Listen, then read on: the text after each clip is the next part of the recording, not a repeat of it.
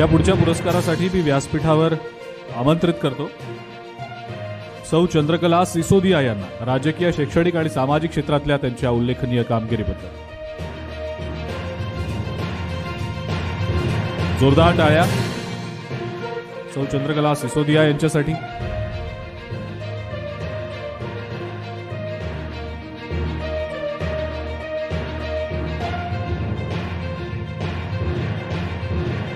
राजकीय, शैक्षणिक आणि सामाजिक क्षेत्रातल्या त्यांच्या कामगिरीबद्दल त्यांचा आपण सन्मान करत आहोत.